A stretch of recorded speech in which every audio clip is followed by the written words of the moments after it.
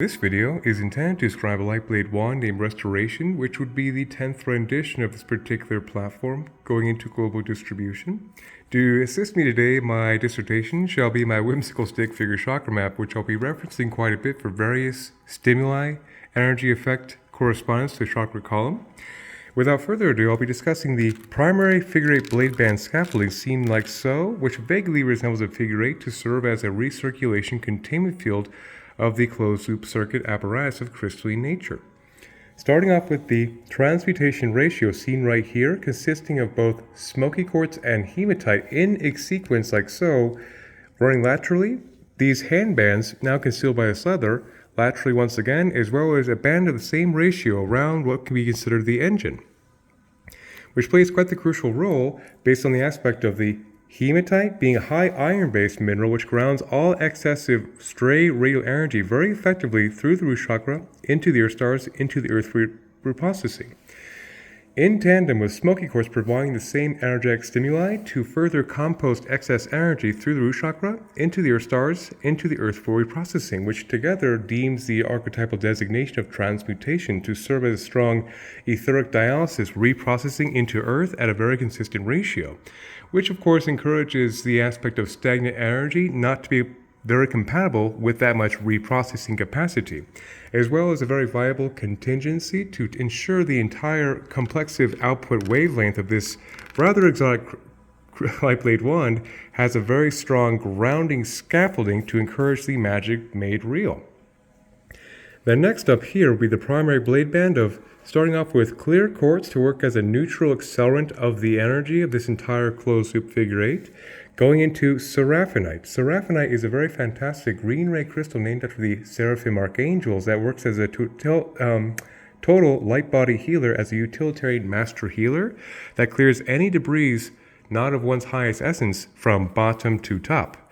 So any pattern of dis-ease is smoothly transmuted at the cellular level through the entire chakra column.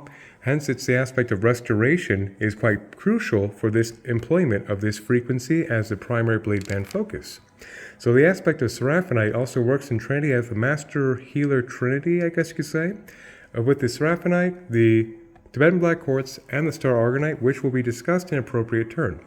But I wanted to at least plant that preface for this critical aspect of the concept here. So with the seraphinite's full healing capacity to be very, very advantageous for full light body healing in all the emotional spectrums, as well as physical, mental, astral, all the bodies are highly healed by this frequency configuration. That's why it's such a dominant focus of this entire primary blade band. And so the clear quartz in between the seraphinite seen right here works as a subcapacitator to amplifiably intensify the energy between each of these nodes before it grounds back into the transmutation scaffolding to serve as a ground point for the inertia of this etheric radial healing energy to, of course, encourage the grounding into tangibility. And so this lateral band right here, before I discuss the engine, is a rather specialty variety. Starting off with clear quartz to neutrally amplify the energy, going into red jasper, the quintessential stabilization of the root chakra in the mineral kingdom, which plays quite the crucial role in the objective of this particular construct. To stabilize the root chakra at the etheric level is a very advantageous physical healing disposition that makes other frequencies of healing more stabilized in the system. Then clear quartz into cinnabar. Cinnabar is a very fantastic, rather specialized mercury sulfide, which has mercury in the structure, which gives it a very powerful magical resonance of high sorcery capacity, of strong stimulation and transmutation of the root chakra, the sacrum, and the third eye to put one's conscious self into the resonant sphere of seeing the structure of reality not being quite as solid as it appears, as indeed a conglomerate of atoms does make up this whole narrative. So with that kind of capacity to make etheric shifts, it is very encouraging towards alterations in third G of quantum manipulation, like magic basically. So that's the aspect of why it works great in tandem with the red jasper to stabilize that magical capacity, liberation, alchemical acceleration into tangibility by design. With flower band goes like so, grounded to the transmutation scaffolding. Then this clear quartz right here is the neutral engine of the entire construct, which serves as a way to make it a very appropriate consciousness-assisted technology apparatus to resonate with the prayers of the wielder to intensify into the entire apparatus. Then right here is flint. Flint is a very, very mighty earth elemental, strong grounder of all excess energy, particularly through the root chakra and the earth stars, into the earth for reprocessing. I beg thy pardon, I have a frog in my throat, I'm getting verklempt. So back to flint, the aspect also provides such a strong grounding of energy. It also is very encouraging for the higher astral body to ground physically through the body for the correctly functional idyllic human avatar, which is quite crucial in this little endeavor. Then right here is smoky celestial quartz, which just like smoky quartz has a very strong transmutation grounding capacity to transmute negativity into positivity, but the specialty of the growth structure is why it's very highlighted here, to serve as a regulation, auto-calibration of the entire frequency pitch based on the wielder's parameters. What I'm trying to say there, it also works very successfully as a idyllic adaptogen of frequency to the wielder, and wielder's basically divine needs at moment-to-moment reactivity. A little hard to describe, but anyway, moving on. Then there is infinitite right here, which is specialty serpentine that is a little more healing in deeper capacity than typical serpentine, which serves as a very powerful full light body healer, serpentine kundalini stimulant as well for cellular respiration. But the aspect of the infinitite also makes for a very powerful decrystallization of habitual patterns of dis-ease, which is very supportive to the entire narrative of the engineered construct before us. Then right here is the star argonite, which is a calcium-based full light body healer, which is actually part of the holy trinity of master healers that I utilize in trifecta for exactly the same purpose, with vibrational compound interest with the same stimulating mind and goal. So the aspect of the star argonite right here, just like the seraphinite, works as a very fantastic full light body stimulant that clears debris from the entire chakra column that manifest as a nerve ganglia transference of negativity or a dis-ease of some kind. So while I'm at it, I might as well discuss the third member of the trinity of Tibetan black quartz from Tibet. Just like the seraphinite and the star argonite, works as a very fantastic full light body activator healer that once again dismantles the patterns of dis-ease of any variety of malady through the entire chakra column. Hence the three have been quite crucial in honoring the restorative archetypal designation. Hence, they, of course, have the same stimuli function points of full healing capacity, but with three different variables working in harmony. And moving back on to the engine once again. So right here, these two black gray crystals work fantastic together. This right here is black tourmaline, a fantastic black gray transmutation crystal quite in vogue in this timeline to mitigate negativity by strong etheric grounding, once again, just like the transmutation ratio. Then this right here is Noble Elite Black Shungite, which is a carbon-based, highly regarded transmuter of negativity into positivity, particularly in vogue for the acclaim to mitigate 5G harmful wavelengths we contend with as a modern species. So the aspect of the shungite also being carbon-based makes a very fantastic deep layer of carbon-based compatibility transmutation to the cellular structure based on our carbon-based avatars, at least for now. So that plays quite the crucial role in tremendous purification of the entire energy body, which encourages idyllic healing, theoretically. Then right here will be another dose of red jasper, like mentioned in this blade band right here, to further stabilize the root chakra. Then right here will be black tektite, which is a product of meteorite impacting sand, which carries that extraterrestrial cosmic jolt into creation, which is very advantageous to have a heaven-earth frequency at a black-gray octave to raise vibrations from the earth stars up to tangibly raise vibrations of the entire auric field threshold from a foundational setting, which makes it quite the staple. Then right here, this would be a specimen of Sedona red rock from the ruby city of Sedona with a very high iron concentration matrix. Hence this place is quite the metaphysical legendary tourist destination due to its extremely high iron grounding of magic into reality. So that's why little doses right there. Then right here is something called healer's gold, which is a combination of iron pyrite as well as magnetite mixed together in one synergistic mineral to provide a very, very strong grounding of high etheric purified energy, which is of course very appropriate to further bring this exotic radial frequency into tangible grounding focus for the human avatar for practical magic real healing. Then right here is sunstone, a very fantastic sacrum and solar plexus stimulant of a fantastic fire fun energy, which is also a very good antidepressant frequency. Then next to that is lapis lazuli, which is a classic blue-ray crystal particularly praised in the annals of ancient Egyptian magical history. But the aspect makes it relevant here is it's a concentration of air element that stimulates the 5th and 6th chakras to be a tremendous liberation of one's conscious knowledge embodied, which makes it quite the magical stone of antiquity. Then right here is a little dose of rose quartz, which is a very nice high heart pink ray alignment divine love resonator. Then right here is a more specialty crystal of Himalayan golden azeztulite that serves as an impeccable high heart gold white light attunement source stimulant. So obviously having a direct alignment with source goes a very long way in the pursuit of sorcery, if you would. And that would be the entirety of the engine notarized. So next I'll be discussing this white leather hood, which will be installed after this video is chronicled.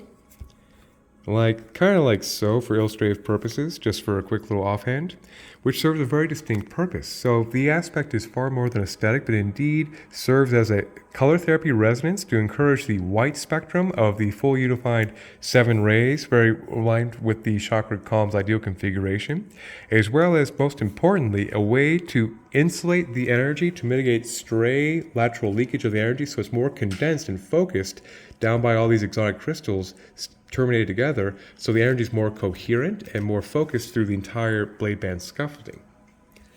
As well as it will look more aesthetically completed once it is installed correctly.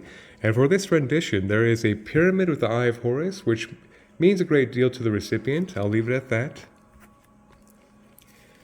So going on here, we're going to talk about the blade face right here as well as the thumb engagement. So the thumb engagement right here, see here, I gotta find a prop. Wasn't quite prepared for that. Here we go, my easy button for everything in life.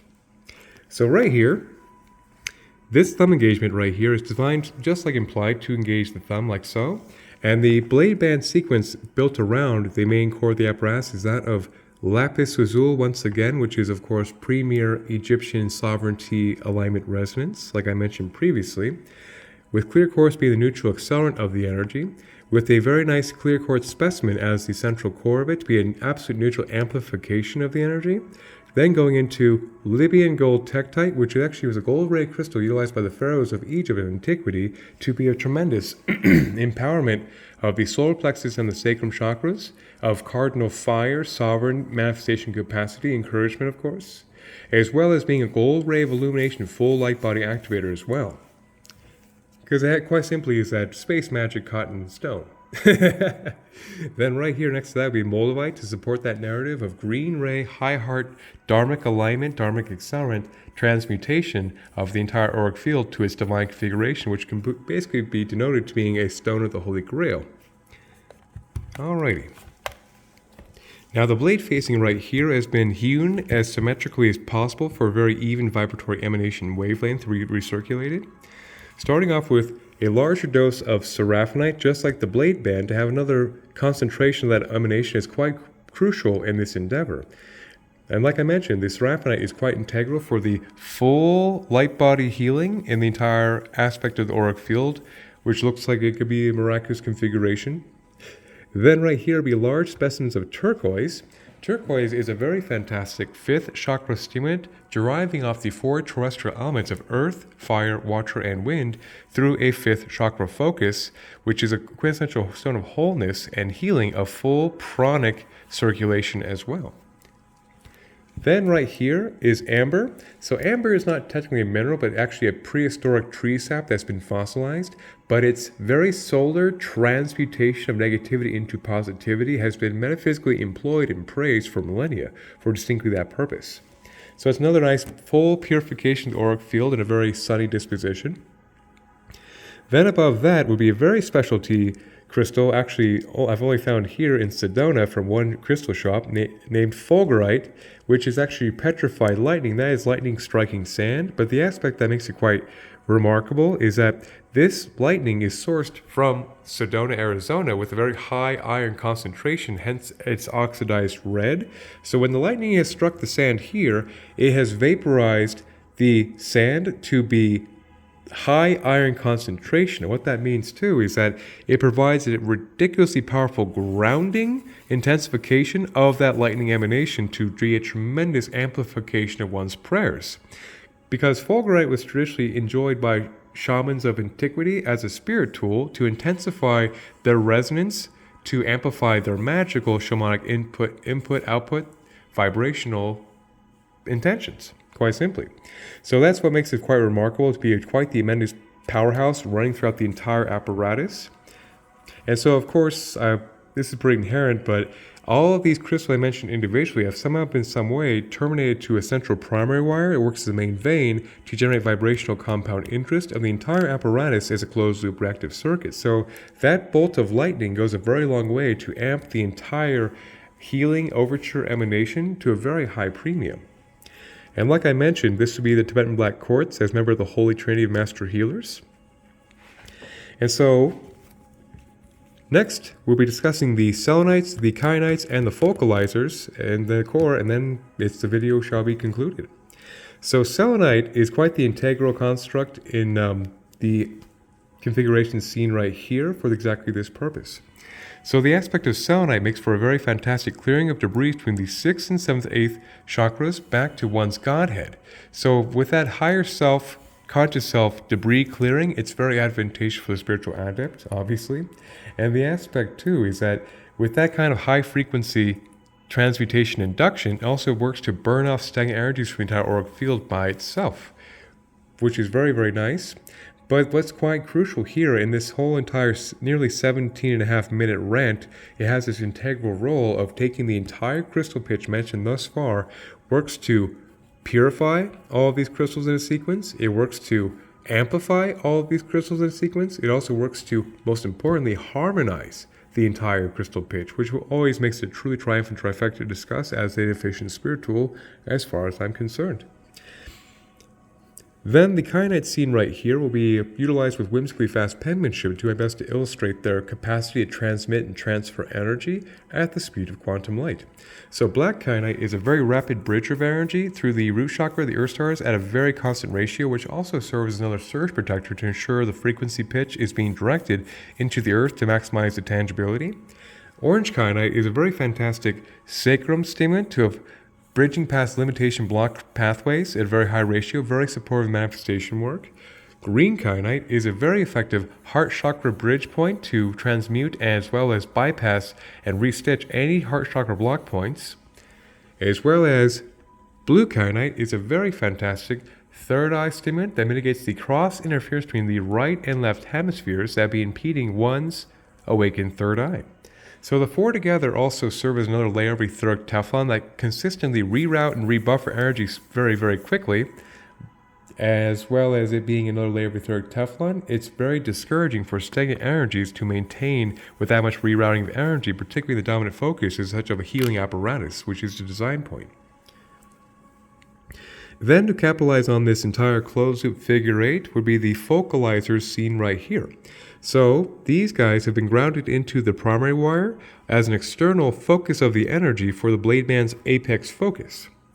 So starting off with titanium aura quartz seen right here. Titanium aura quartz is a product of modern alchemy where titanium is pressure coated to quartz to serve as a tremendous fortification of the entire auric field to make it quite discouraging for weaker energies to frazzle and deformat the ideal energy field rainbow body light body configuration. Then at the very apex of the focus right here will be that of golden healer quartz, which is a fantastic gold white light high heart source attunement as well, just like the azestite mentioned right here. So with that gold white light source attunement apex focus being the barrel end of the output, if you would, is a very powerful source alignment resonance as well. I'm getting verklempt once again. So that would be the concept of restoration seen right there, notarized with the crystals. And all of these crystals have been set upon a wooden oak core from Village of Oak Creek, which makes for a very nice strong resonance of carbon-based compatibility for the crystal energy to further resonate with the carbon-based avatar of human nature, at least for now, once again, of course, make resonance of the magic reel of this very dynamic output. Then, that actually would be the entire Chronicles mentioned thus far. Okay, so in summary, it's a very dynamic, full light body healer from top to bottom to be quite efficient at providing very harmonious healing vibrations as a consistent standing wave apparatus set in stone. Well, I guess that'd be it. 1,000 blessings. May the force be with us all.